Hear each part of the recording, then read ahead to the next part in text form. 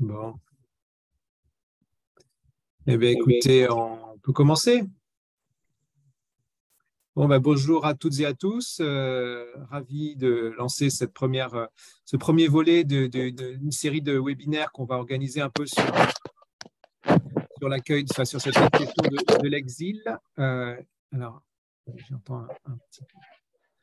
Voilà, sur cette question de l'exil ukrainien, mais pas que, hein, toute cette série d'exils provoqués par la guerre en Ukraine.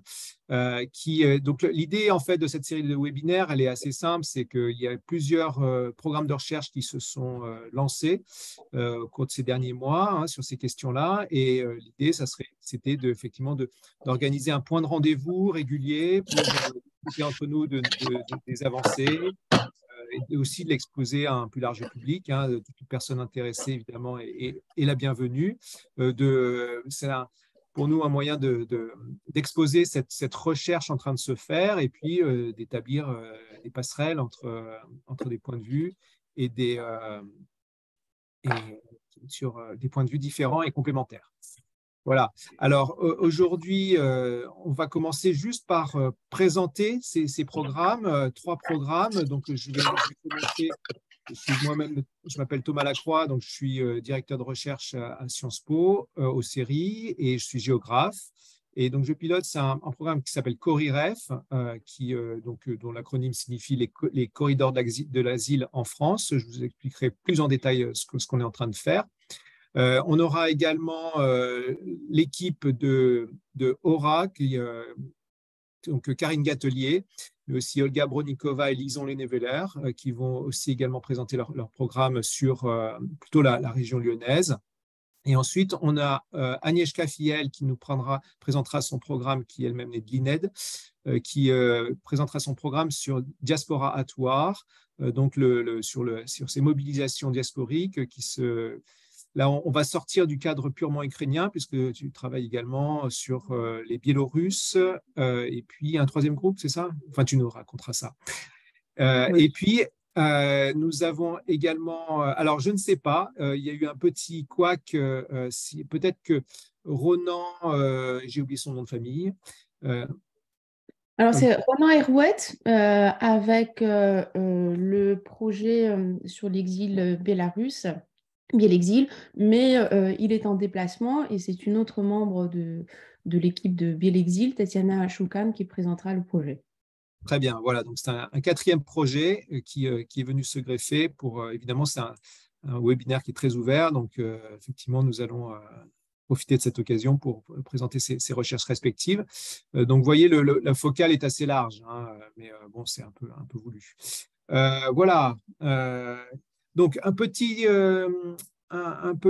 détail logistique. Donc, nous enregistrons ces webinaires avec l'intention de les mettre ensuite sur la chaîne YouTube de l'Institut Convergence Migration. Hein, donc, je vous préviens, vous allez recevoir un formulaire par écrit de consentement pour qu'on puisse ensuite le mettre en ligne. Mais l'intention, c'est vraiment de mettre tous ces webinaires en ligne pour qu'ensuite ils puissent être consultables par la suite pour toute personne qui ne pourrait pas assister en direct. Écoutez, je vous remercie d'être présent. Je vais commencer par directement j'ai pas d'autres. Vous n'avez pas d'autres points de détail à rajouter, Karine, Olga, Agnieszka? C'est bon? Sans transition, je peux y aller? OK. Alors, euh, attendez une seconde.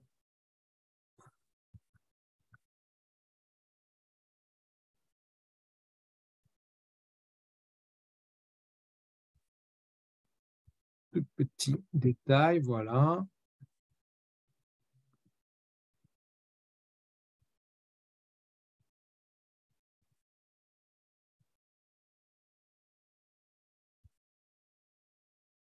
Voilà.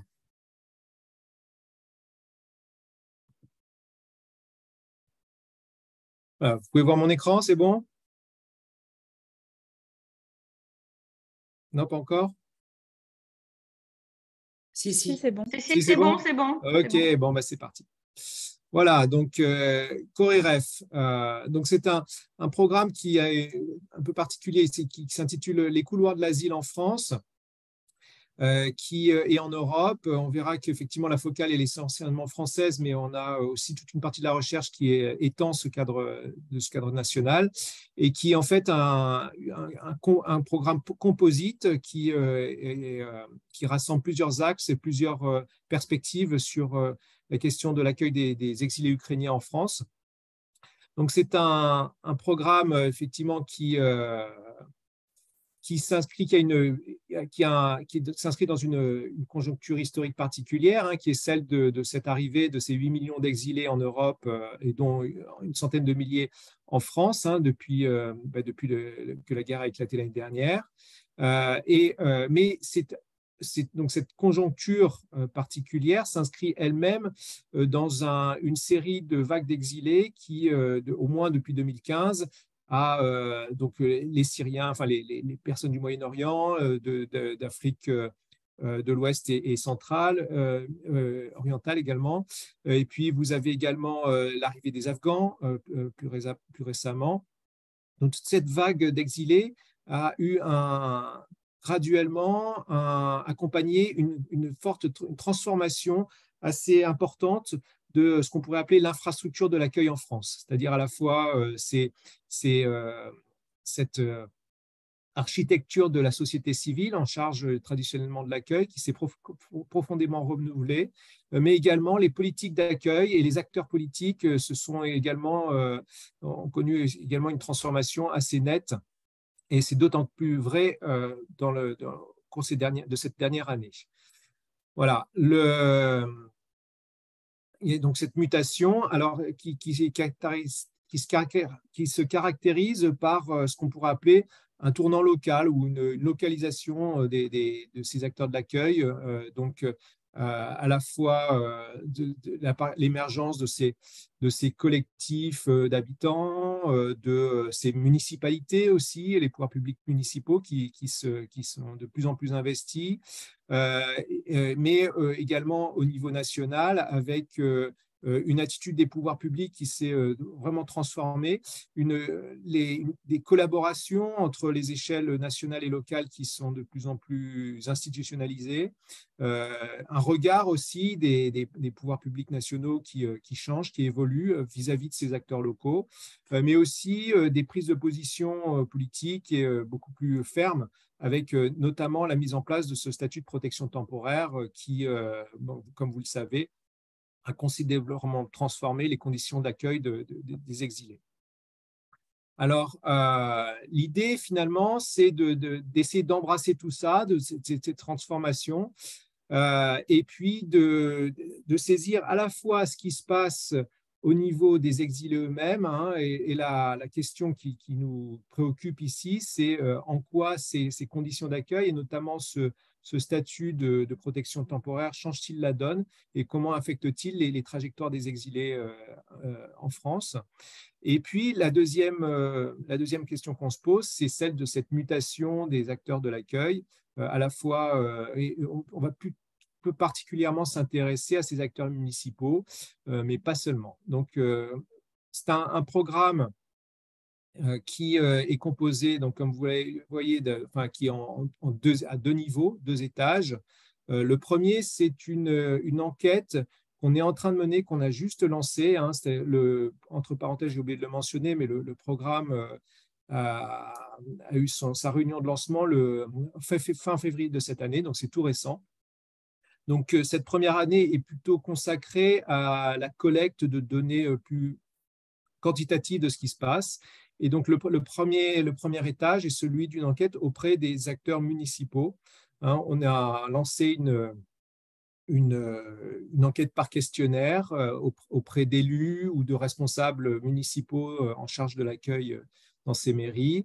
On s'appuie essentiellement on est aidé en cela par l'ANVITA, l'Association nationale des villes et territoires accueillants. Et donc, l'idée, c'est de savoir un peu, d'essayer d'affiner les profils de ces municipalités pour savoir quels sont les profils concernés, et en fonction de ces profils, petites villes, grandes villes, est-ce qu'elles accueillent un CADA, ou est-ce qu'elles sont au contraire des villes qui reçoivent des migrants parce qu'elles sont sur les trajectoires migratoires, etc. En fonction de ces profils-là, savoir un peu quel type de politique elles mettent en place. Donc ça, c'est la première chose. C'est en cours. Et la deuxième chose qu'on est en train de faire, c'est une enquête longitudinale des Ukrainiens eux-mêmes, des exilés. Donc c'est une enquête qui est constituée d'une série de questionnaires qu'on envoie tous les 3 mois, en gros. Tous les 3 mois, on leur pose une série de questions pour savoir un peu ce qu'ils deviennent, quelle est leur trajectoire, est-ce qu'ils trouvent un emploi, est-ce qu'ils ont les intentions de retourner, est-ce qu'ils ont commencé à mettre en place faire des démarches pour ce retour. Voilà, ce type de questions qu'on se pose. Et puis, on essaye aussi d'introduire, on fait des expériences, et c'est également quantitatif, ça je pourrais revenir là-dessus. J'ai vu que Kartika était parmi nous, c'est elle qui est en charge de ça, de ces expériences, pour savoir en quoi les informations que les Ukrainiens reçoivent affectent leur jugement, hein, et leurs intentions. Ça, c'est des choses qu'on peut saisir à travers cette enquête longitudinale. Donc ça, c'est aussi le volet quantitatif. Et là, on s'appuie essentiellement sur une étude qui est menée par un cabinet d'études qui s'appelle Kantar Public, hein, qui, dans le cadre de ses activités, il mène un programme Voice of Ukraine. Et cette enquête longitudinale est une collaboration entre donc, notre programme et Kantar Public. D'un point de vue méthodologique, on s'appuie essentiellement sur les groupes Facebook pour approcher les Ukrainiens, mais maintenant, ça fait un espèce d'effet boule de neige qui fait que le questionnaire se déploie, hein, de plus en plus. Donc, ils reçoivent un lien ils ont accès à un premier questionnaire dans lequel ils acceptent ou non de participer à cette étude longitudinale. Et ensuite, ils reçoivent, s'ils l'acceptent, ils reçoivent ces questionnaires réguliers. Là, on en est à la 4e vague. Et en gros, par questionnaire, on a un bon millier de réponses. On a un échantillon global de 6000 répondants, mais chaque vague reçoit à peu près un bon millier. Là, on en est à 1200 pour la 4e vague réponse. Et c'est à l'échelle, non pas, je vais vous en parler, mais non pas locale, enfin, non pas nationale, mais européenne. Voilà. Ensuite, là, ce qu'on va mettre en place, qui n'est pas encore tout à fait mis en place, c'est les enquêtes qualitatives. Donc là, encore une fois, on aura une enquête qualitative sur quelques villes, hein, pour le volet municipal, et évidemment une enquête qualitative auprès d'Ukrainiens eux-mêmes. Et là, pareil, on va reprendre un motif méthodologique qui est celui de l'entretien répété, qui fait écho à l'enquête longitudinale, c'est-à-dire qu'on va enquêter sur très peu d'Ukrainiens, hein, une poignée par site enquêté, donc Nantes, Strasbourg, Paris. Mais par contre, on va faire au moins 2 entretiens très approfondis par an avec ces personnes-là. Donc voilà.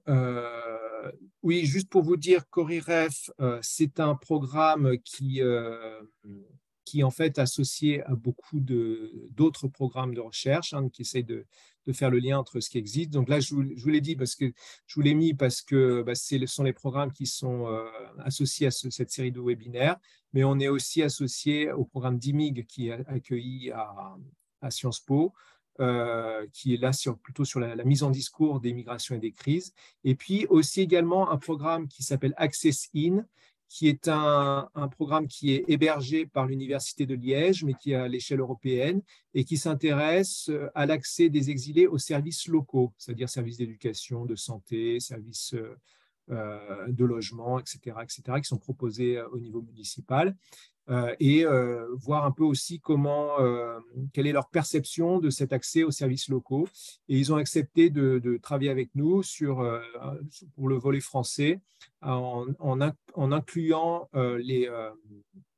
en incluant la moitié de leur échantillon sera constitué d'Ukrainiens. Alors, attendez, oui, ça, c'est la composition de l'équipe. Oui, alors, autre chose que je n'ai pas signalé précédemment, je vais revenir là-dessus. On va aussi inclure dans notre travail, dans notre enquête, un échantillon de non-ukrainiens, hein, justement pour faire cette comparaison et essayer de faire de cibler plus précisément, de comprendre en quoi ce statut de réfugié temporaire dont ne bénéficient pas les non-ukrainiens ont un effet comparativement à ceux qui n'ont pas. Voilà. Donc, et pour ça, on s'appuie sur des travaux qualitatifs, hein, évidemment.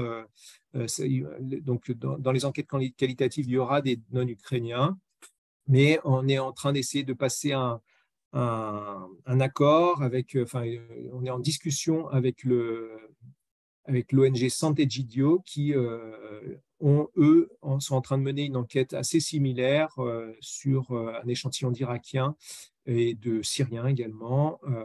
Voilà, donc on va voir si on peut inclure les résultats de leur enquête pour faire cette comparaison. Voilà, donc là, c'est la liste des personnes qui travaillent dans notre programme. Ils sont assez nombreux et assez nombreuses. Donc, essentiellement, je vous l'ai dit, c'est Strasbourg, Nantes et Paris qui sont les trois lieux essentiels de notre travail. Mais on a également des personnes qui vont travailler dans le sud-ouest et sur des communes plus petites. Donc des villes et des villes moyennes et des villages, aussi pour diversifier un peu la nature de notre échantillon. Voilà, bon, ça c'est après, je ne sais plus où j'en suis là, au niveau du temps. C'est quelques petits éléments sur cette enquête longitudinale qu'on est en train de mener avec Kantar, juste pour vous dire que ça, c'est les pays sur lesquels on a récupéré on a des réponses et qui correspondent à peu près peu ou prou à la répartition des réfugiés ukrainiens en Europe, hein, d'après le HCR. Hein. Donc, on a essentiellement pour un tiers des réponses qui proviennent de Pologne. Et puis, voilà, l'Espagne est un petit peu plus représentée. Enfin, voilà. Mais de toute façon, c'est des choses qui évoluent d'une vague à l'autre. Donc, ce n'est pas encore totalement stabilisé. Voilà, donc ça, je vous l'ai dit, c'est à peu près 6000 panélistes. Donc, on a eu 11 000 réponses au total, mais 6000 panélistes, donc des personnes qui acceptent de faire partie de cette enquête longitudinale. Et puis, vous voyez, à peu près entre 1000 et 1500 personnes qui répondent à chaque fois. Voilà. Donc, là, l'écran est noir parce que je n'ai pas de résultats pour l'instant vraiment à vous présenter parce que les choses sont en cours. Voilà. Je vous remercie de votre attention.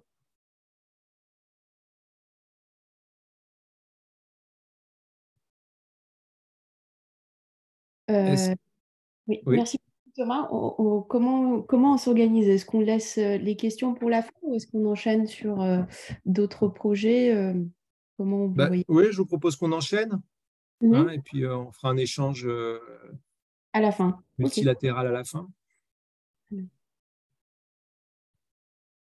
Et donc, je crois que c'est moi qui prenais la suite. Voilà. Donc, je m'appelle Karine Gatelier et je vais parler du second projet présenté ce matin, donc qui porte sur l'accueil des réfugiés de la guerre en Ukraine dans la région Auvergne-Rhône-Alpes. Donc, on l'a intitulé « Rupture et continuité dans les mobilisations territoriales et dans la politique de l'asile ». Donc, nous sommes également une équipe, mais pour des raisons pratiques. Et cette présentation courte, c'est moi qui prendrai la parole, mais certains autres membres de l'équipe sont là ce matin.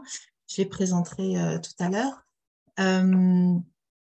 Donc, cet enchaînement, effectivement, est opportun puisque le champ de notre étude est assez comparable avec l'équipe et le projet que vient de présenter Thomas. C'est vraiment au niveau méthodologique alors que notre équipe se différencie beaucoup. Donc, comme l'indique le titre, nous faisons un focus sur la région Auvergne-Rhône-Alpes, ce qui se justifie entre autres par la densité justement des initiatives et des municipalités mobilisées dans l'accueil depuis plusieurs années. Et on voit bien que 2015 est un tournant dans cet accueil local.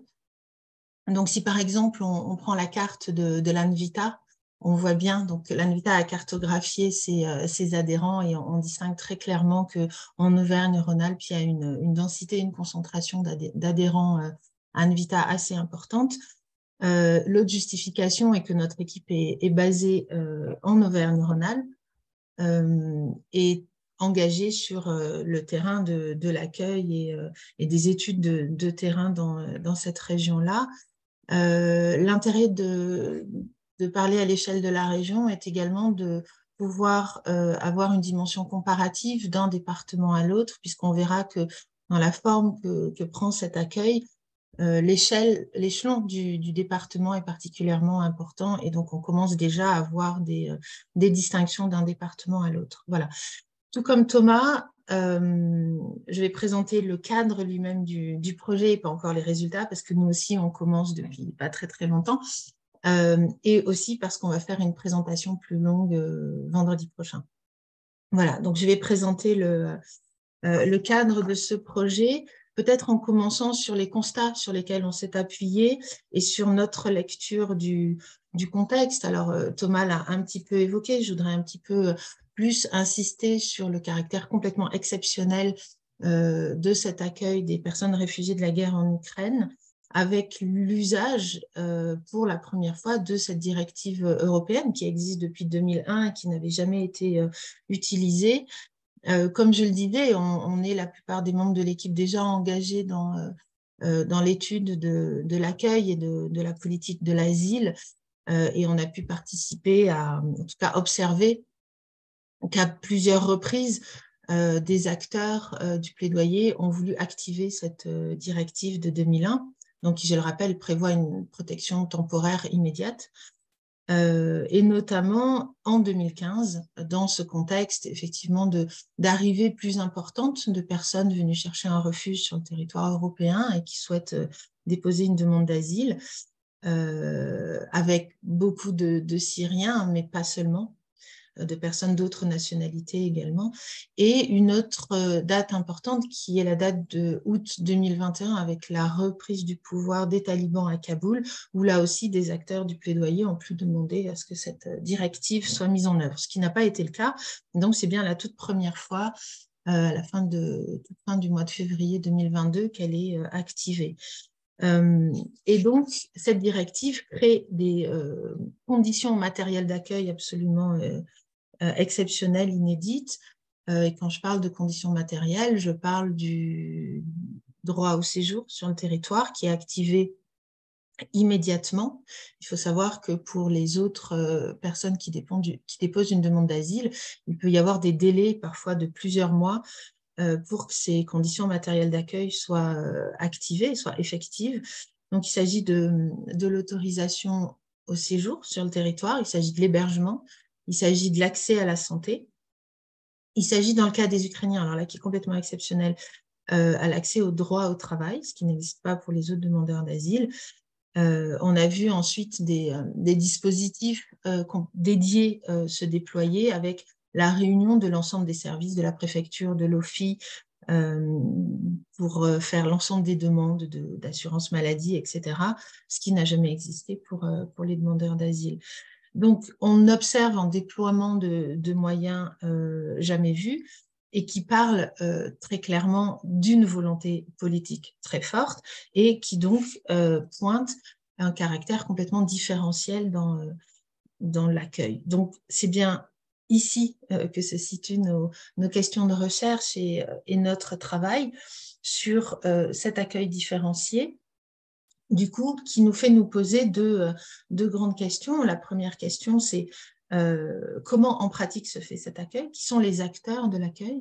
D'où viennent les moyens mis en œuvre pour assurer cet accueil? Sachant que, comme je vous le disais, on est plusieurs à être déjà sur ce terrain-là, ça veut dire qu'on étudie depuis 2015 les mobilisations citoyennes avec un phénomène qui maintenant a été relativement documenté dans la littérature scientifique autour du tournant local de l'accueil.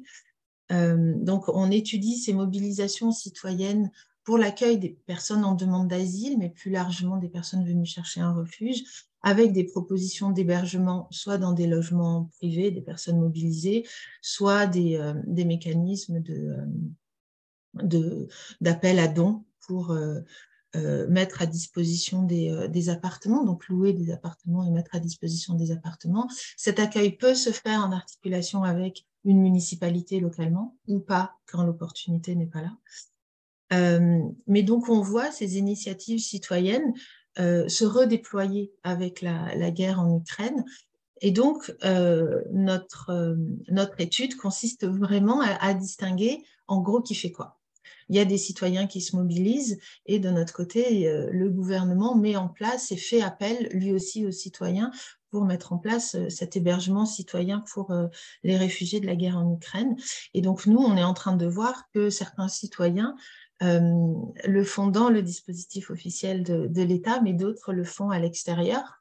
Et donc, on est en train de voir se dessiner deux genres de canaux comme ça, avec le canal officiel de l'État avec sa propre plateforme et le dispositif de l'hébergement citoyen, mais aussi des municipalités qui ont pu mettre en œuvre ou réactiver une plateforme également pour recueillir les propositions des citoyens.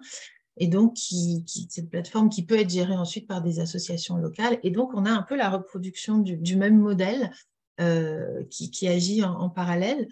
Et donc, on est en train de voir, alors, dans un premier temps, là, on est en train de chercher à cartographier l'ensemble des acteurs de ces dispositifs. Maintenant, il faut parler au pluriel.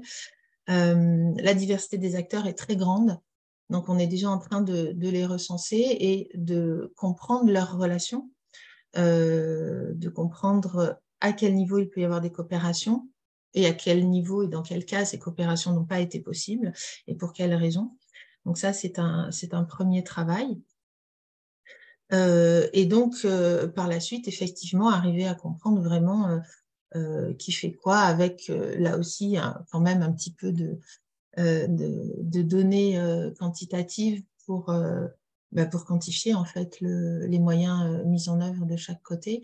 Et donc ce travail je parlais de méthodologie tout à l'heure, qui est vraiment un travail qui se fait par une approche et une enquête ethnographique en réalité, va par la suite être cartographié. Ce sera un deuxième volet.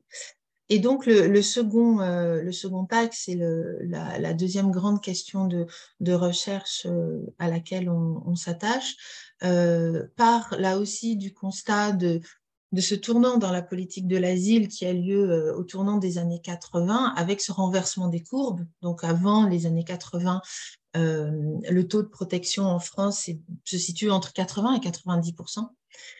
Et à l'issue de ce tournant des années 80, le taux de protection oscille entre 15 et 30% au maximum. Et ce qu'on observe et ce qui explique ce que certains chercheurs appellent vraiment l'inversion des courbes, c'est en fait un changement de logique et désormais l'adoption d'une logique de tri et de sélection avec la construction d'une figure du faux réfugié et finalement cette logique qui justifie cette sélection et le fait qu'on ne va pas accueillir et protéger tout le monde.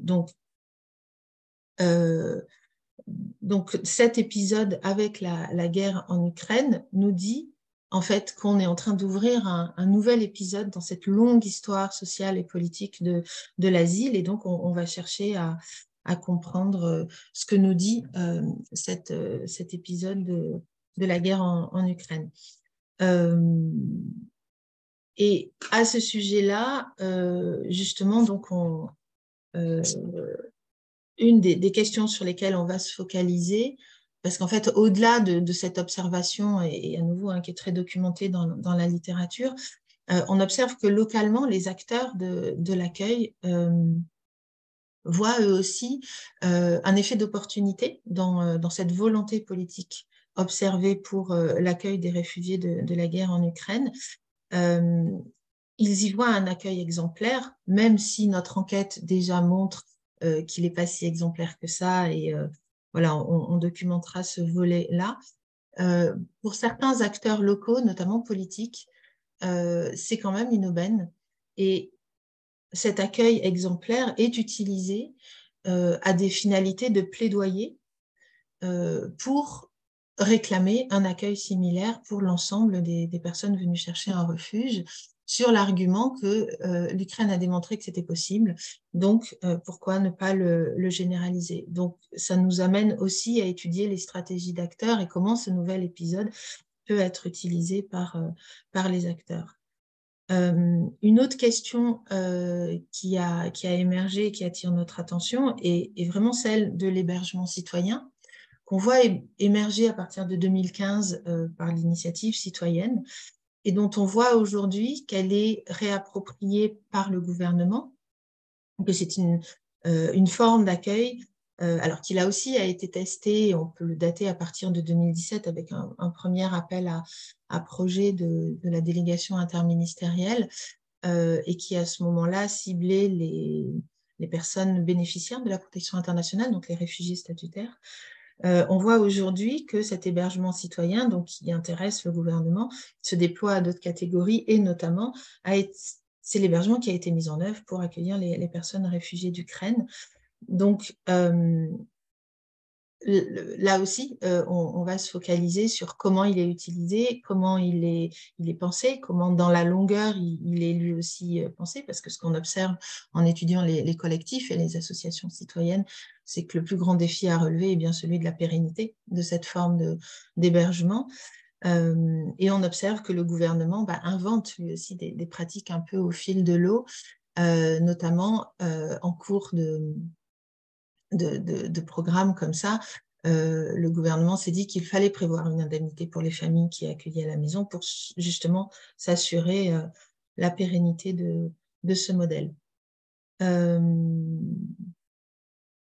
Voilà, ce grand état des lieux qu'on essaye de faire des acteurs nous permet là aussi, comme l'a souligné Thomas, l'observation de nouveaux acteurs de l'accueil.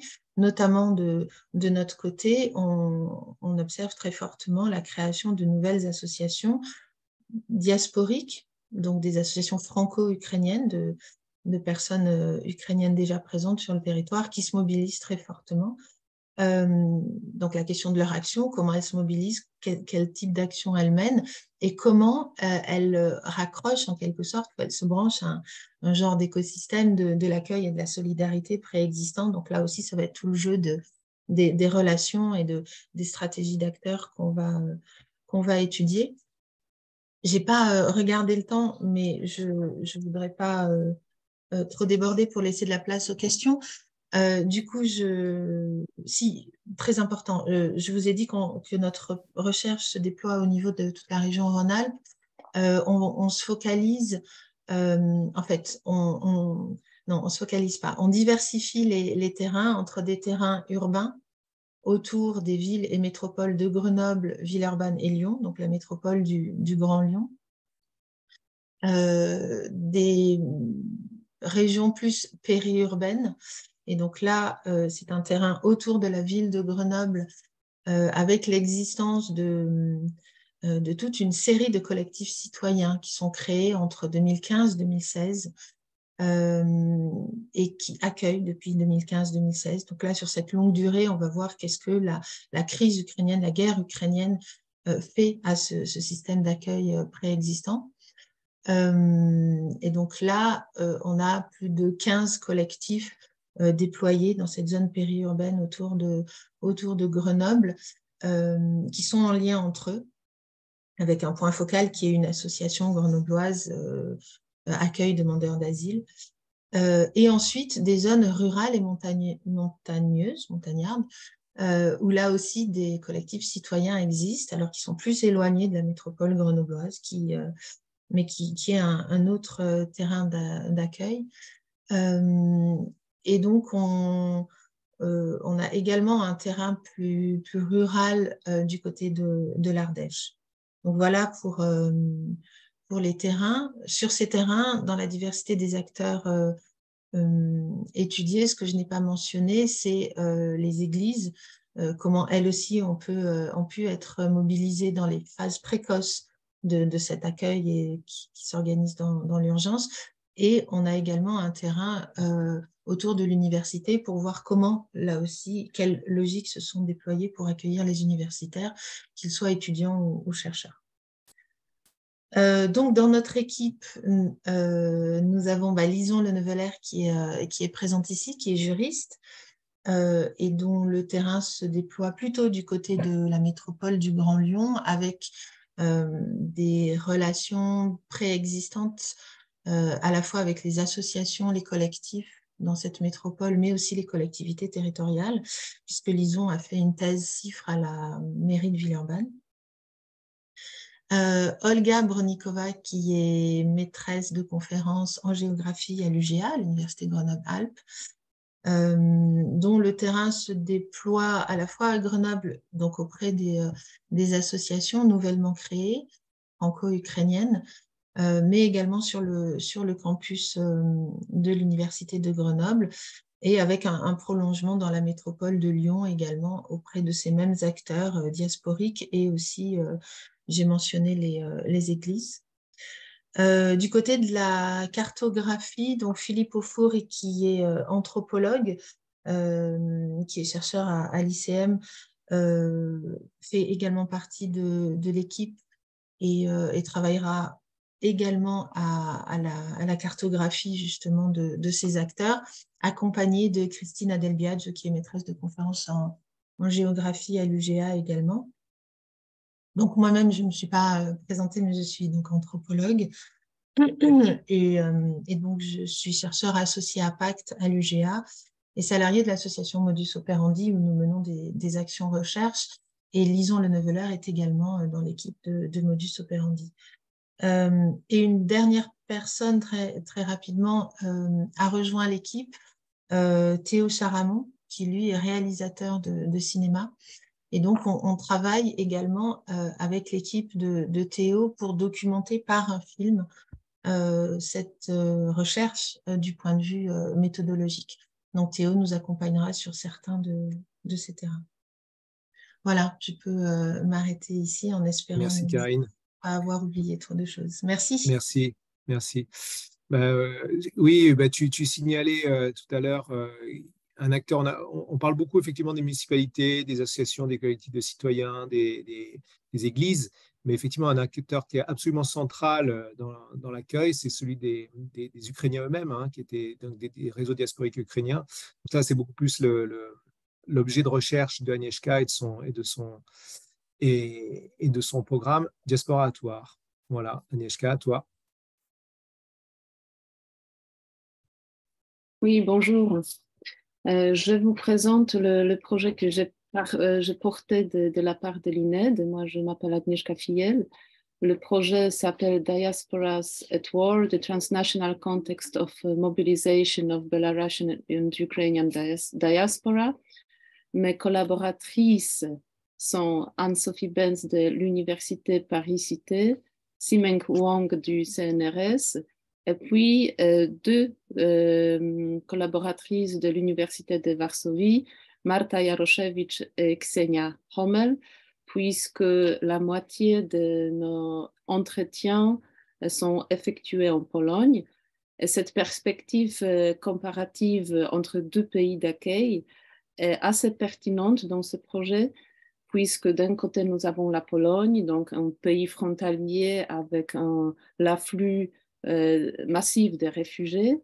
De l'autre côté, nous avons la France qui est plus éloignée de la guerre, qui a cette diaspora ukrainienne et bélarusse beaucoup moins nombreux. Et ces projets portent sur la mobilisation de deux diasporas face à la guerre, c'est-à-dire nous adoptons cette interprétation de diaspora en tant que mouvement social, c'est-à-dire un mouvement social avec des organisations formelles, aussi des réseaux informels, mais surtout des organisations formelles, c'est-à-dire des associations diasporiques. Nous étudions la formation, la création, ou même, j'ose dire, la multiplication d'associations, surtout ukrainiennes, ce qu'on peut voir surtout en France depuis 2014 et en 2022 également. Et hop. À part juste de la création des associations ou aussi la réorientation de leurs objectifs pour cette association qui ont été établies avant la guerre, nous regardons leur capacité de mobiliser différents types de migrants, c'est-à-dire bien évidemment les minorités qui sont installées dans 2 pays d'accueil depuis des décennies, depuis longtemps, mais aussi les migrants économiques qui sont arrivés il y a 20 ans, il y a 15 ans, il y a 10 ans, et aussi des réfugiés, de nouveaux arrivés qui sont ici depuis quelques mois. Nous regardons aussi comment les associations diasporiques renforcent les identités nationales. Quels sont leurs objectifs de leurs actions? Parce que ce n'est pas évident. Apparemment, les objectifs ne sont pas toujours les mêmes entre les 2 diasporas. Et aussi, au sein de la même diaspora, par exemple la diaspora ukrainienne, les objectifs ne sont pas les mêmes dans les 2 pays d'accueil. Alors qu'en Pologne, les associations se focalisent surtout à l'aide humanitaire aux réfugiés en Pologne et aussi à sur l'aide humanitaire envoyée en Ukraine. Les associations en France se focalisent surtout sur les convois humanitaires vers l'Ukraine, mais aussi aux manifestations ou des actions ayant pour but informer la société française, convaincre la société française.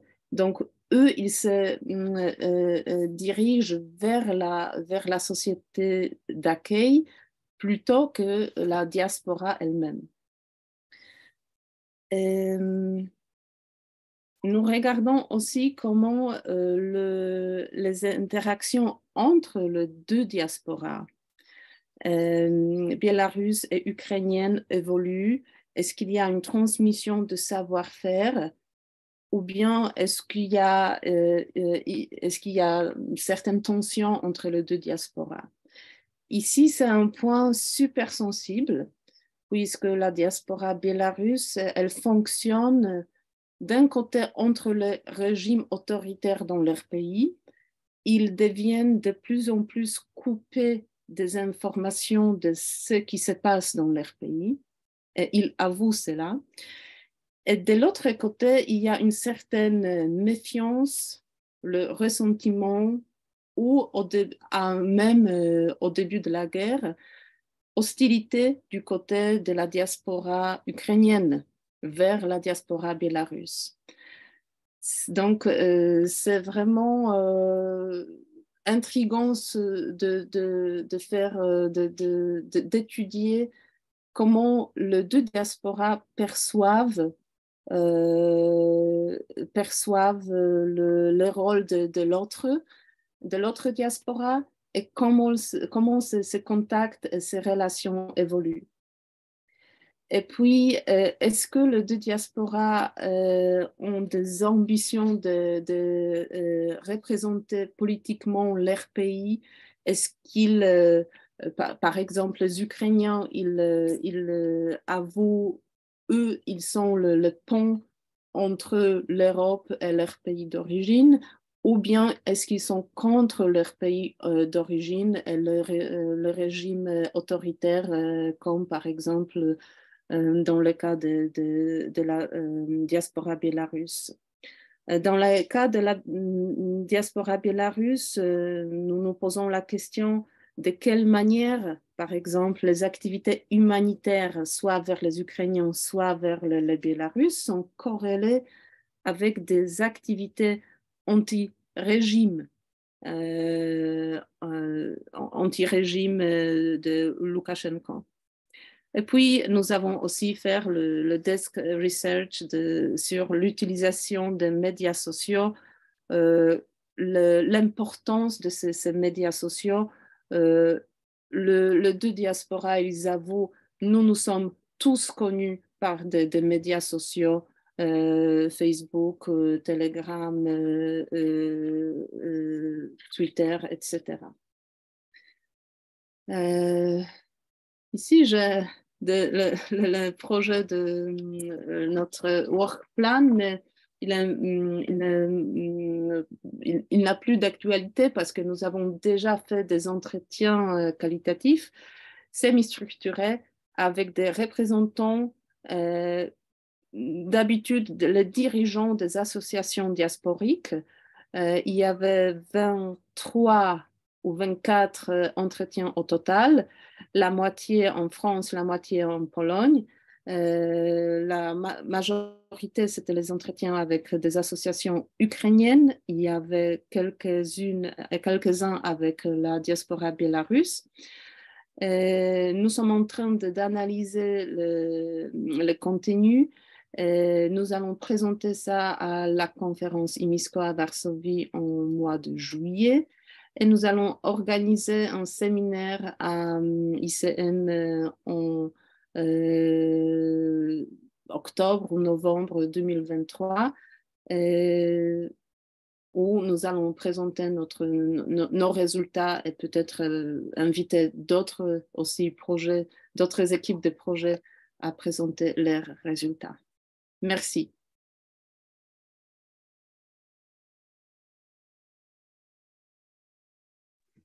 Merci Agnieszka. Écoute, oui, il faudra qu'on discute parce que justement, on a des questions dans notre enquête longitudinale sur la perception par les Ukrainiens de l'Ukraine et la situation politique. Donc, il y a des croisements qui seront très intéressants à faire. Voilà.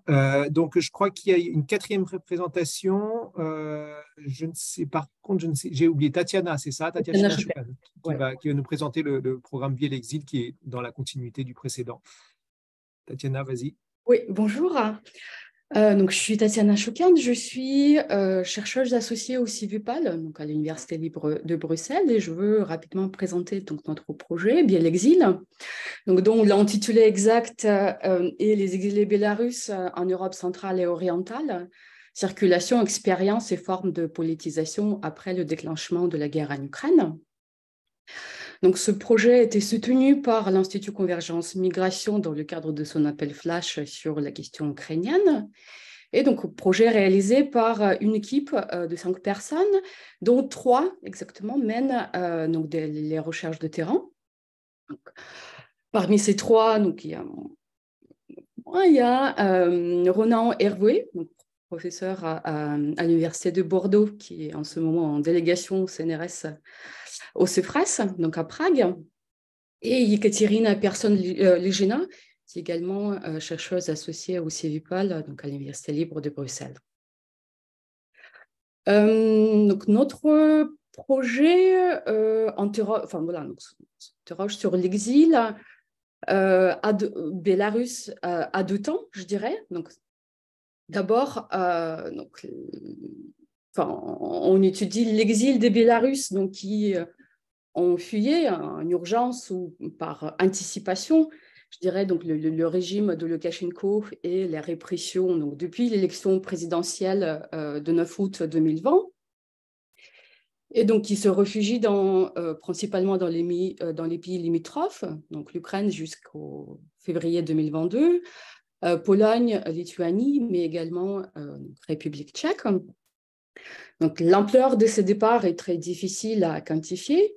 Donc, selon les chiffres, selon les sources, en fait, on a des chiffres différents qui varient de plusieurs dizaines de milliers de personnes exilées, à plus de 300 000, et ceci pour une population Bélarus, qui est d'environ 9,3 millions d'habitants. Et donc, à ce stade, donc, on s'intéresse à deux dimensions principalement. Donc, d'abord aux formes de politisation en exil, donc politisation aussi bien ordinaire qu'institutionnelle, et aux expériences de l'exil. Donc, tout ce qui est lié aux conditions d'accueil, aux différentes épreuves auxquelles les exilés sont affrontés, donc difficultés administratives, affectives, de la vie quotidienne, aux ruptures également que l'exil provoque, ainsi qu'aux réseaux de solidarité donc, qui ont été constitués dans les pays d'accueil et qui permettent à traverser ces différentes donc, épreuves de l'exil.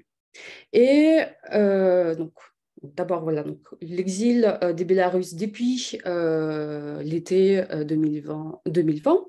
Et donc, deuxième interrogation qu'on a, donc, est plus liée à la guerre, enfin, à l'invasion de l'Ukraine par la Russie, et notamment la façon dont donc, elle affecte les exilés bélarusses à plusieurs niveaux, affecte d'abord leur parcours, donc, en provoquant de nouvelles circulations, affecte également les conditions de vie dans les pays d'accueil, donc avec les nouvelles difficultés donc qui apparaissent, qui sont liées notamment aux différents types de sanctions imposées par la guerre du Bélarus, et donc qui concernent tous les citoyens bélarusses, qu'ils soient dans le pays ou ailleurs.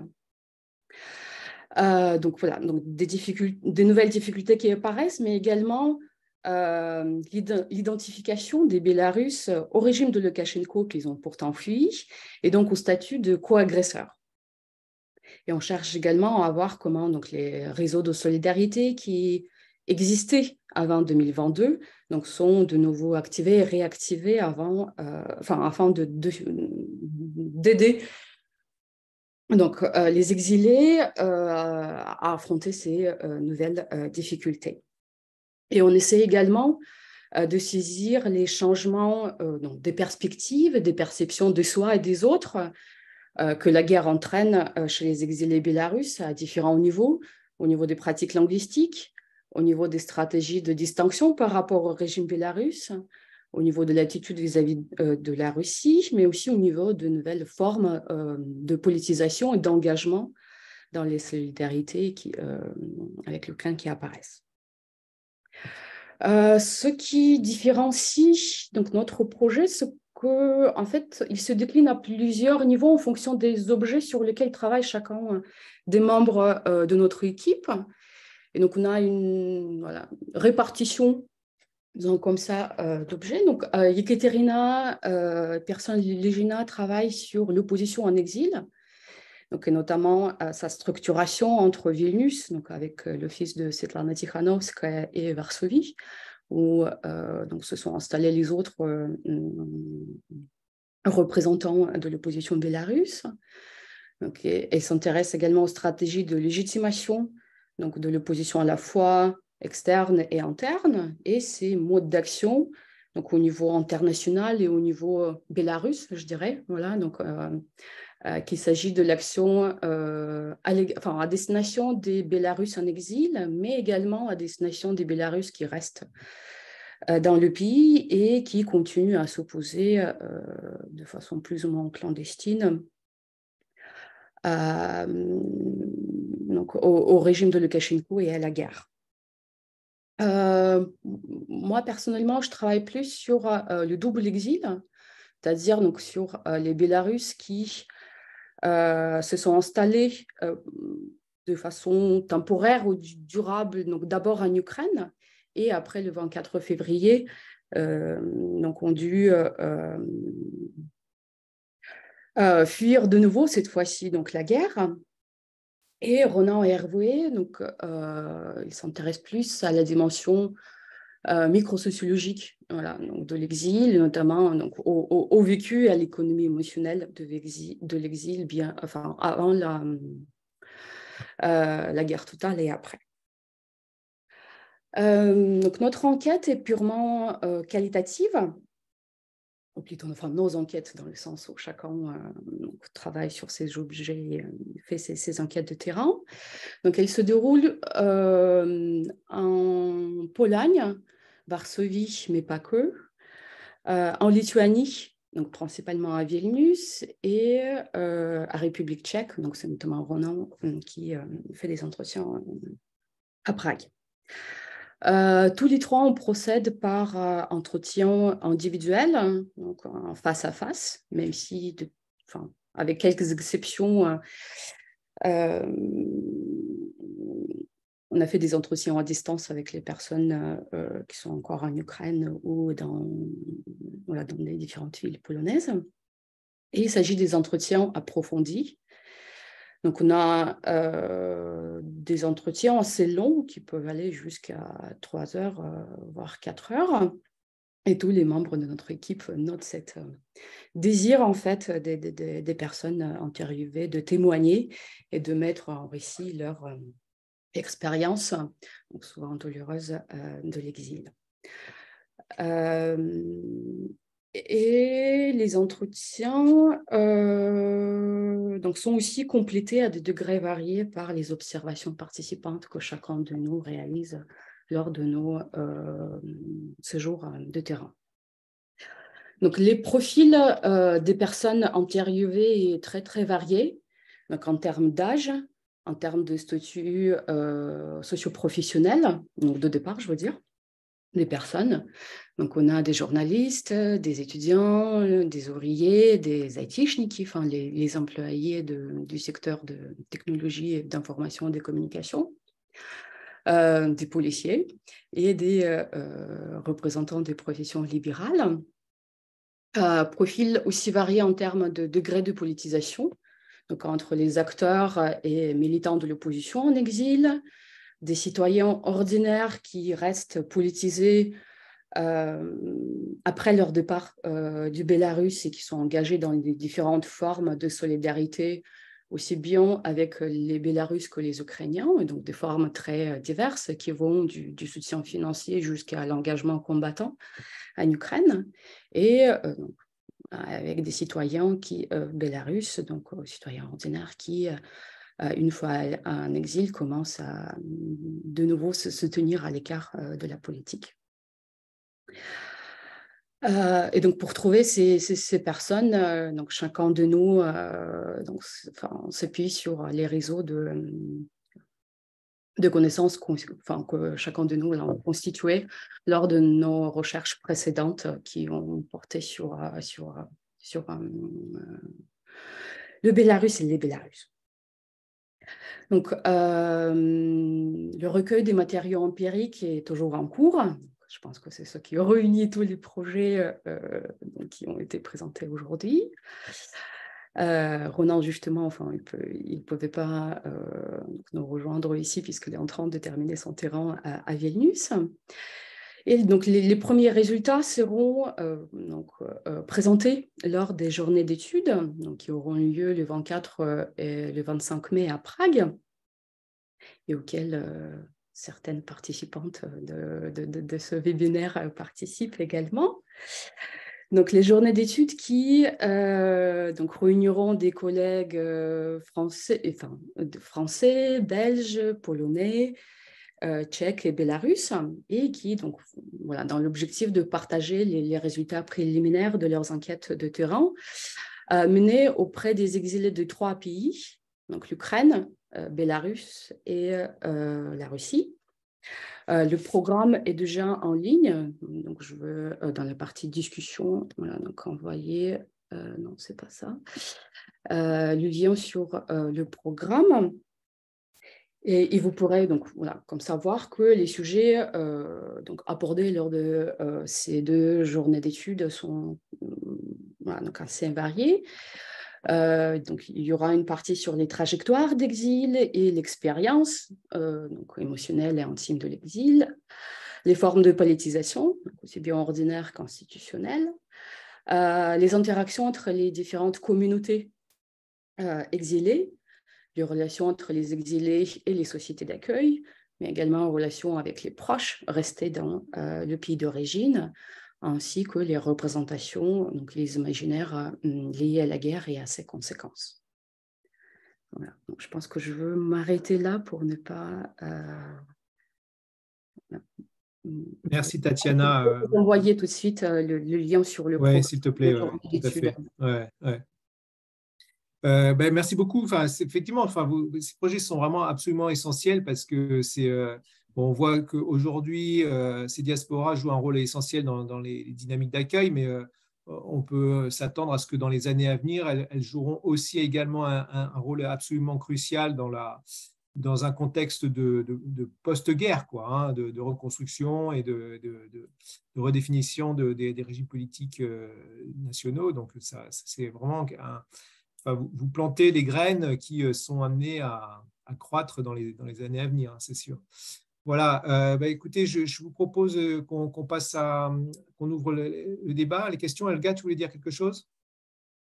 Je voulais peut-être juste ajouter quelques mots sur un autre projet, mais en fait, on l'attend plus dans le webinaire parce qu'il est en cours d'évaluation par l'ANR. C'est un projet qui s'appelle donc les exilés bélarusses, russes, ukrainiens après l'invasion de l'Ukraine, politisation, interaction, solidarité et tension. On voit bien qu'il y a beaucoup de proximité avec les axes de recherche menés dans les différents projets présentés aujourd'hui et bien évidemment la journée d'études.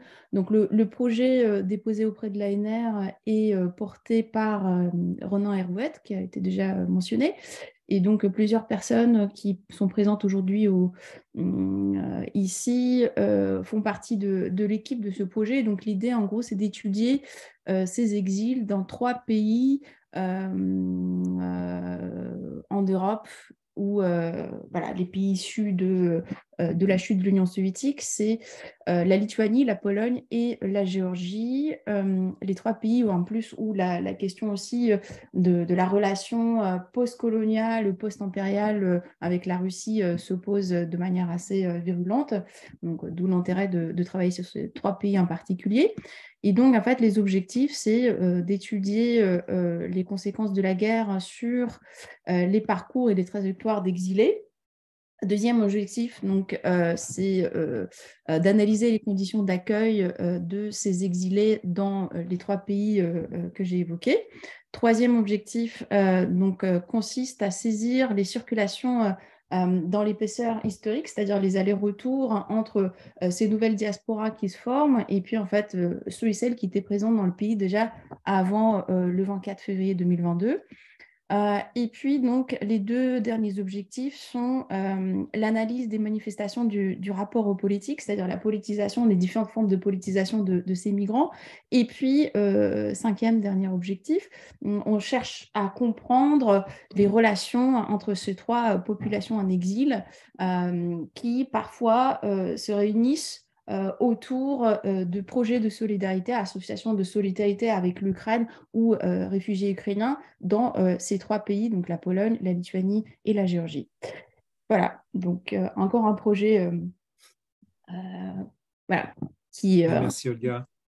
Effectivement, ce que tu racontes, ça met bien en évidence la nécessité absolue de se parler entre nous en ce moment pour essayer vraiment de construire ces complémentarités, hein, parce que c'est des choses, il y a des thématiques et des communes là qui ressortent, qui sont bien évidentes. Voilà.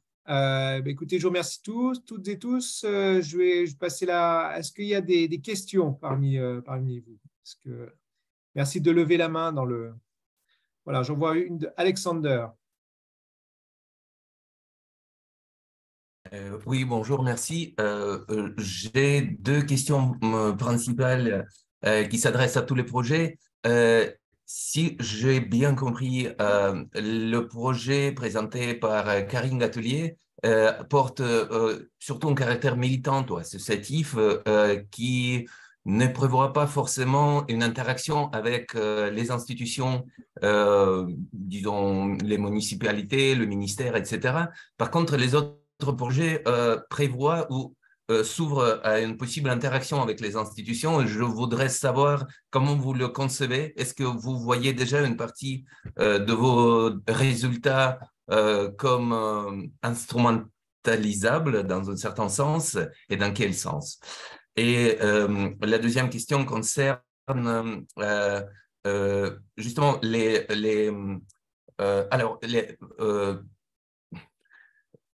l'étude des structures d'accueil, la géographie, le mapping des structures d'accueil, prévoit-il aussi l'étude des défaillances des institutions et des structures? Alors, je vois que dans le cas présenté par Tatiana, c'est en partie inclus dans le projet, et notamment dans le vécu, dans l'analyse du vécu, des émotions. Est-ce que c'est aussi, ça fait partie de votre de design de vos projets, de voir comment ça se passe au micro-niveau, comment les institutions répondent, comment s'organisent les interactions, peut-être à une échelle plus vaste, par exemple l'accès ou le droit d'accès aux soins médicaux, le droit d'accès au travail, comment ça se réalise sur le terrain? Merci. Karine, tu veux commencer à répondre? Oui, je veux bien. Merci pour ces questions. En fait, on fait donc une enquête ethnographique, mais qui cherche à englober l'ensemble des acteurs de cet accueil, de ce dispositif, et en réalité de ces dispositifs d'accueil. Et on ne se cantonne pas qu'aux acteurs associatifs. Donc, comme je le disais, les acteurs associatifs sont en lien avec des institutions, soit les institutions locales et les municipalités ou les métropoles, soit les représentations de l'État local, à savoir les préfectures. Et donc, notre enquête couvre l'ensemble de ces acteurs, notamment la préfecture du département de l'Isère avec la direction départementale de l'emploi, du travail et de la solidarité a été rencontrée et on a mené une interview. Mais donc, on n'évince pas, enfin, ce n'est pas un choix méthodologique de ne travailler qu'avec les acteurs associatifs, puisque ce qu'on cherche justement à comprendre, c'est à la fois l'ensemble de ce dispositif, j'allais dire de ce système, mais ça reste une question, mais en tout cas l'ensemble de ces dispositifs, et on voit bien que les acteurs qui interviennent sont de nature très différente. Et même l'acteur associatif, les associations sont des acteurs très, très diversifiés, puisque les associations peuvent être parfois des collectifs dans un village qui se sont dotés du statut associatif, mais ça peut aussi être des associations d'implantation nationale qui ne travaillent qu'avec des professionnels et qui se financent par conventionnement avec l'État, donc qui ont des délégations de services publics de l'État qui, elles, sont devenues les opératrices de cet accueil des personnes réfugiées d'Ukraine et donc qui, elles, traitent avec l'État local, avec le ministère. Donc, on intègre bien les institutions dans cet objectif de comprendre tout ce qui se joue. On observe même, et on le développera davantage la semaine prochaine, mais on observe même justement combien des initiatives citoyennes ont pu chercher à faire reconnaître leur travail et leurs ressources auprès de l'État local, de la préfecture, pour essayer, elles aussi, d'obtenir un financement, ne serait-ce que pour la coordination de l'ensemble des acteurs associatifs mobilisés. Et c'est là où la dimension comparative est essentielle, puisqu'on voit que d'un département à l'autre, l'État local sera plus favorable à intégrer ces initiatives citoyennes ou au contraire fera complètement barrage et refusera de les intégrer, considérant qu'il a déjà un opérateur pour cette tâche-là et ne veut pas les multiplier. En fait, ce qu'on observe, c'est une assez grande complexité pour le moment qu'on est en train justement de mettre à plat. Quant au mapping des défaillances, des manques, puisque notre enquête est qualitative et que notamment on travaille avec cet opérateur local donc qui s'appelle l'Entraide Pierre Valdo, qui est une association qui a donc signé une convention avec l'État et donc qui a déployé un dispositif spécialement dédié à l'accueil des personnes réfugiées d'Ukraine avec une équipe de presque 30 personnes à l'échelle du département de Grenoble. On peut voir là aussi de ce côté-là, dans justement ce que je désignais tout à l'heure comme cet accueil exemplaire, vu la volonté politique forte et vu le déploiement des moyens, cet accueil n'est bien sûr pas parfait. Et autant du côté des familles accueillies, des personnes accueillies, que du côté des professionnels de cet accueil. On voit les limites, on voit les manques, on voit les problèmes. Et c'est là où même on essaie d'instituer un dialogue entre les associations donc citoyennes et les associations conventionnées avec l'État, qui remplissent des tâches différentes et qui sont complémentaires en réalité. Voilà. Ce que je n'ai pas dit dans notre méthodologie, c'est qu'on cherche à mettre en place, on est en train de mettre en place des ateliers dans lesquels justement inviter les acteurs dans leur diversité à discuter, à dialoguer. Donc on est encore à la phase d'entretien pour le moment, mais ces entretiens visent à mettre en place des ateliers. Mais je voudrais également laisser la parole à Olga ou Lison, peut-être pour apporter des compléments à ma réponse. Moi, sinon, c'est vrai qu'il est déjà 11h11 et les autres n'ont pas encore répondu. Oui, c'est vrai. Peut-être on pourra développer davantage voilà, les différentes questions de notre projet la semaine prochaine et laisser le temps aux autres intervenants et intervenantes d'aujourd'hui, si ça te va.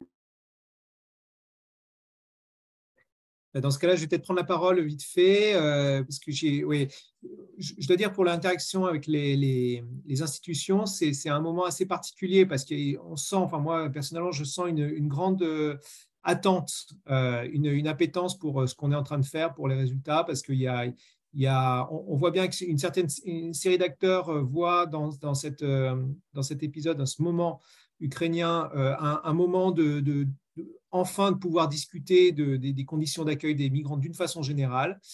Ça, c'est une chose. Et puis, il y a aussi toute une série d'acteurs qui, en fait, ne se préoccupaient pas du tout des questions d'accueil, mais qui sont nouveaux dans ce champ-là et qui, eux aussi, ont envie de savoir et de connaître un peu plus comment ça se passe. Donc, il y a une appétence et une écoute que je n'ai jamais ressentie sur d'autres sujets. Alors, nous, on en profite, bien évidemment. On est d'une part en contact avec les municipalités parce qu'à travers Landvita, on va diffuser nos résultats. Ensuite, on invite toute une série de partenaires institutionnels et associatifs à venir assister à des présentations, une présentation annuelle de nos résultats, notamment la Fondation de France. On est en contact également avec le préfet en charge de la cellule de crise de l'accueil des migrants ukrainiens. Voilà, et d'autres acteurs encore. Donc voilà, pour vous dire que nous, on y tient, et c'est quelque chose qui nous tient particulièrement à cœur. Ensuite, pour les défaillances, un peu comme Karine, on va essayer de les traquer à travers notre enquête qualitative, mais aussi on donne la possibilité, à travers notre questionnaire auprès des municipalités, de s'exprimer sur ces questions-là. On a toute une série de questions sur les obstacles qu'eux-mêmes rencontrent dans la mise en place de ces dispositifs d'accès aux services locaux.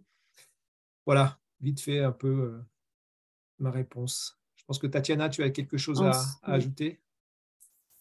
Oui, très rapidement, comme Alexandre a bien senti, donc nous mettons le focus vraiment sur l'individu, donc l'expérience personnelle de l'exil. Et à travers de cette expérience, on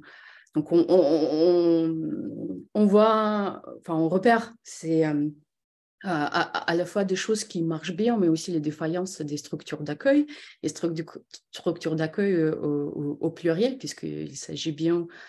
il s'agit aussi bien des pouvoirs publics, donc dans les pays d'accueil, mais également des réseaux de solidarité de ces pays d'accueil qui ont existé ou qui se créent au moment justement de l'arrivée des exilés, mais également des réseaux de solidarité bélarusse déjà présents en fait dans ces pays d'accueil, puisque la tradition d'accueil des Bélarusses est assez...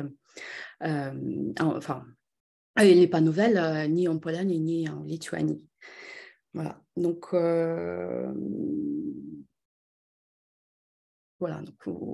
voir l'accueil plutôt à travers l'expérience personnelle des exilés, mais également ce qu'on ajoute, c'est Ekaterina notamment avec son travail sur l'opposition, disons, institutionnelle, voilà, donc en exil, donc la façon dont au niveau diplomatique,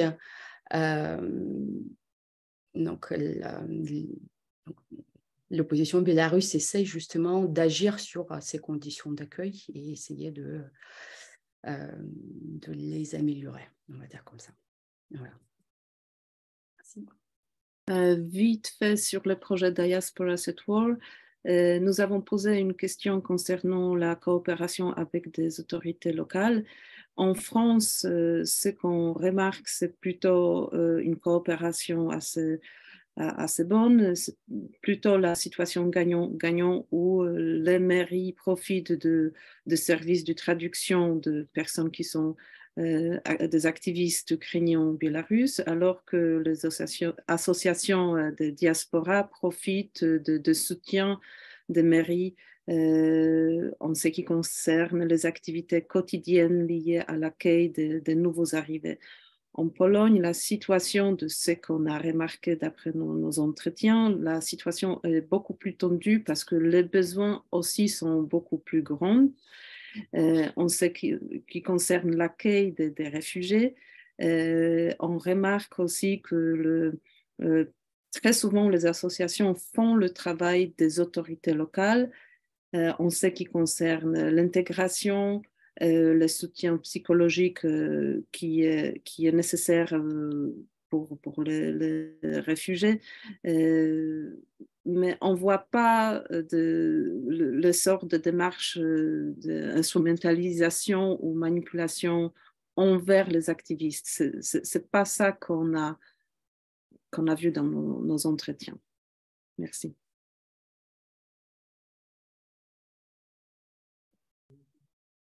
Merci Agnieszka. Je ne sais plus ce qu'on avait dit pour la durée de ce webinaire. Est-ce qu'on pousse jusqu'à 11h30 ou est-ce que on reprend une série de questions ou est-ce qu'on s'arrête là?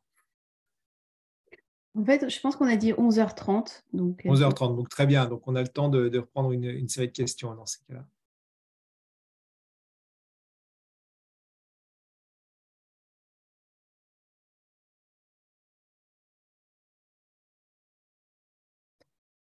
S'il n'y en a pas d'autres, moi j'en ai une.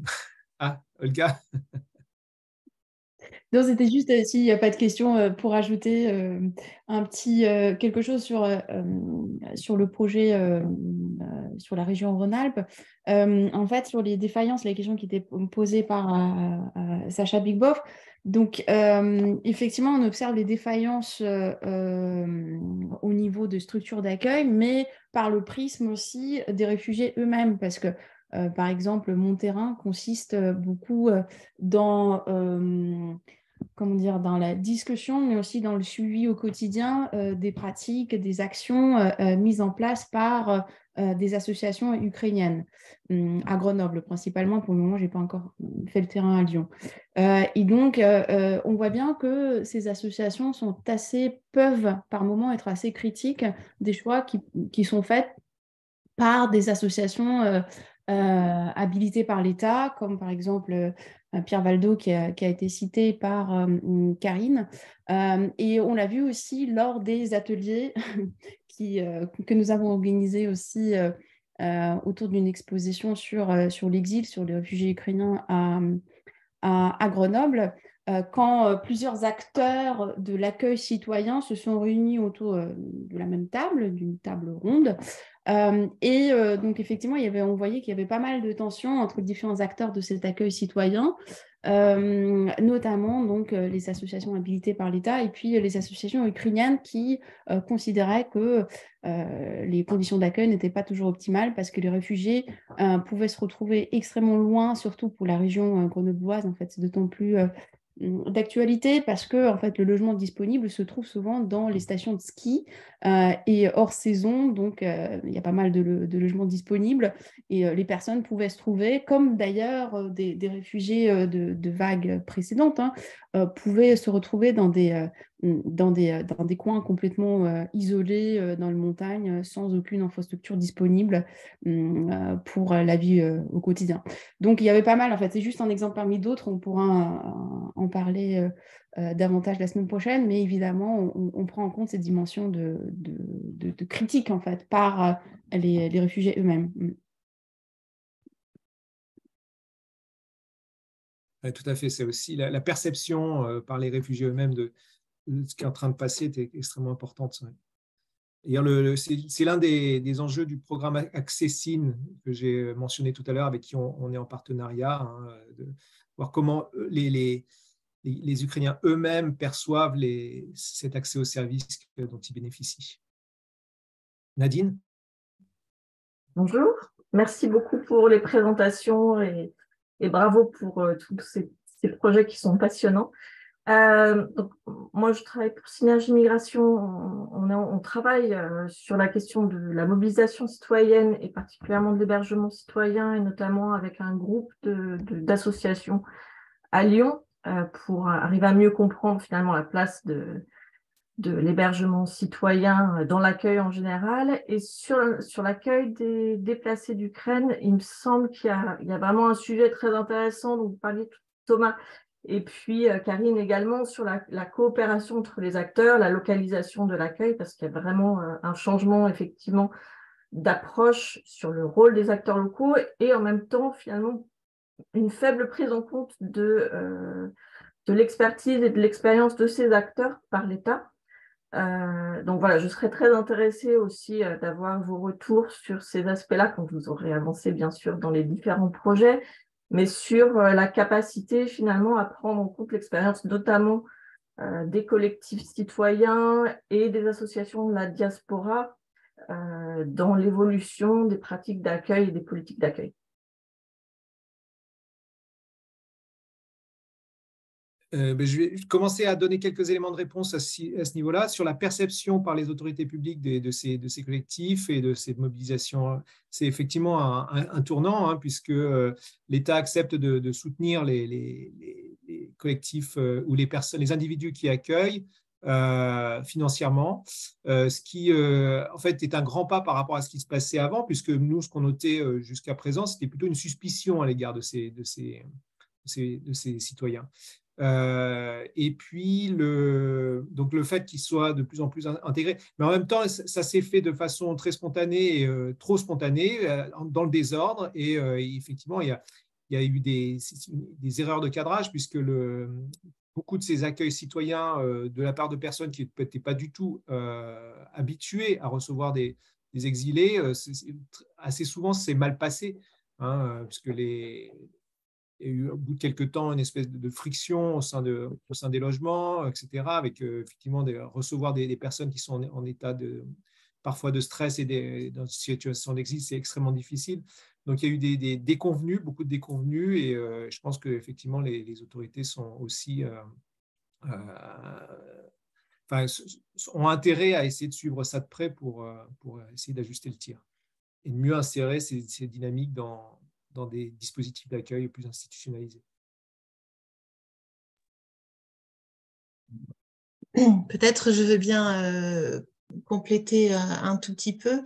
D'une part, pour dire que oui, la DIR, cette délégation interministérielle qui a posé comme ça le cadre pour l'accueil des réfugiés d'Ukraine pour ce qui est de l'hébergement citoyen, a fait un certain nombre de choix qui déjà capitalisent les expériences de l'hébergement citoyen depuis 2015 et les études qui ont pu être faites là-dessus, puisque, par exemple, une des consignes données par le gouvernement était que les hébergements, les logements donnés à disposition pour les personnes réfugiées d'Ukraine devaient être des logements autonomes.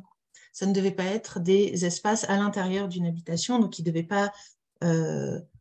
Ils essayaient d'éviter la cohabitation entre plusieurs familles. Donc, il fallait que ce soit, et déjà les acteurs locaux, associatifs ou du côté de la préfecture, ont fait une sélection dans les logements pour ne retenir que les hébergements autonomes. Voilà. Après, je trouve la question de l'instrumentalisation très, très intéressante et on se la pose en tant que chercheur constamment. Et je réserve notre réponse, on a besoin d'élaborer un petit peu, mais c'est quelque chose qu'on gardera en tête pour notre présentation la semaine prochaine. Ce que je peux déjà dire, puisque cette question, en fait, je suis l'émergence des collectifs citoyens autour de Grenoble depuis 2015 et En fait, ce que j'observe, c'est qu'il y a énormément d'inventivité, de créativité du côté des citoyens dans leur organisation et leur adaptation permanente à l'accueil qu'ils proposent aux personnes qu'ils accueillent, qu'ils hébergent et qu'ils accompagnent. C'est pas seulement de l'hébergement, c'est un travail qui se déploie dans une grande diversité de domaines. Donc, il y a énormément d'adaptation et de créativité. Et effectivement, une des questions que je me pose, c'est comment, enfin, l'institutionnalisation de ce modèle ne pourrait que empêcher cette créativité. Et l'autre remarque importante, c'est qu'en fait, ces collectifs citoyens est pour le moment le seul espace où j'ai aperçu que l'accueil inconditionnel a été mis en œuvre. Cette inconditionnalité de l'accueil, pour le moment, je ne l'observe qu'à ces endroits-là. Or, comme je l'ai dit tout à l'heure, dans la version du gouvernement de l'hébergement citoyen, il est toujours ciblé sur certains publics, donc conditionné à des publics cibles. Voilà, donc ça pose la question, est-ce que les citoyens qui se mobilisent seront d'accord pour ne se mobiliser que pour un type de public? Voilà, c'est une question. Je pense qu'il y a plusieurs catégories de citoyens surtout qui se mobilisent, et peut-être ceux qui se sont mobilisés pour l'Ukraine ne sont pas les mêmes que ceux qui se mobilisaient depuis 2015. Voilà, on est sur des questions encore ouvertes et on travaille pour y répondre. Mais merci Nadine.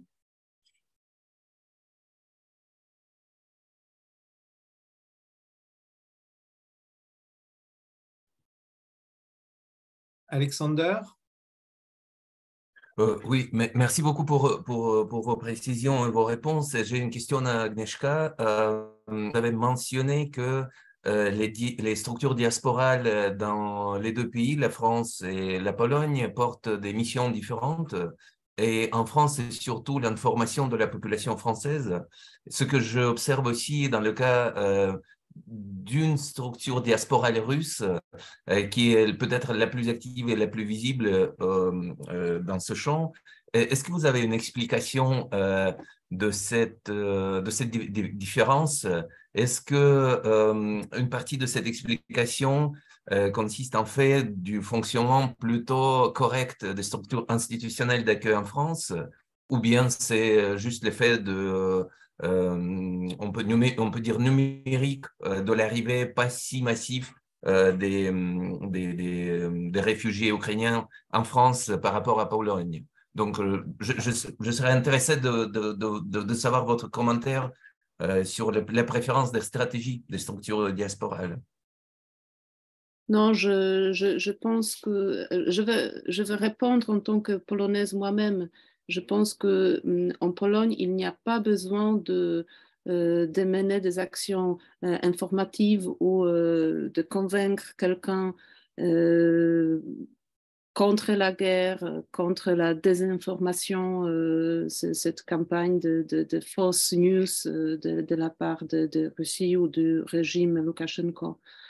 Donc, en Pologne, il y a de grands besoins pour se mobiliser pour des actions humanitaires pour les réfugiés, mais il n'y a pas de grands besoins pour convaincre qui que ce soit sur le son de ces actions ou sur cette position politique très claire contre la guerre et contre le régime en Russie. Alors qu'en France, on voit bien qu'il y a des campagnes de fausses news qui mènent les Ukrainiens à se manifester dans plusieurs villes, de commémorer des anniversaires, par exemple l'anniversaire de Holodomor, et de faire la société apprendre sur l'histoire de l'Ukraine, de Bélarus aussi. Donc je pense que c'est plutôt l'expérience historique qui fait que la diaspora se mobilise sur ces actions politiques. Merci. Merci Agnieszka. Écoutez, s'il n'y a pas d'autres questions, je vous propose d'arrêter là. Juste pour vous signaler, donc, comme je vous l'ai mentionné au début en ouverture, c'est une série de webinaires. Donc, le prochain aura lieu le 5 mai à la même heure, 10h, 11h30. Donc, ça, c'est un webinaire qui sera porté par l'équipe de Aura. Donc, vous avez déjà communiqué un titre. Accueil des réfugiés ukrainiennes en Auvergne-Rhône-Alpes, rupture et continuité dans les mobilisations territoriales et politiques. Ça, c'est le titre de votre projet, en fait. Voilà. Donc, et ensuite, on aura un second webinaire qui se tiendra donc le 23 juin, donc toujours même heure. Donc là, ça sera porté par Agnieszka Fiel. Et puis nous-mêmes, CoriREF, nous interviendrons le 7 juillet. Là, on commencera à vous présenter des résultats préliminaires concernant notre étude longitudinale plutôt quantitative. Voilà, écoutez, on va s'arrêter là. Merci beaucoup pour votre intérêt et je vous dis à la semaine prochaine pour le prochain webinaire.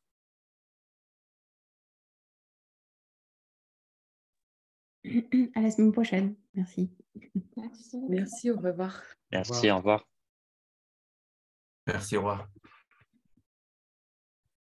Merci beaucoup. À la fois prochaine. Au revoir. Au revoir. Merci à vous. Au revoir. Merci.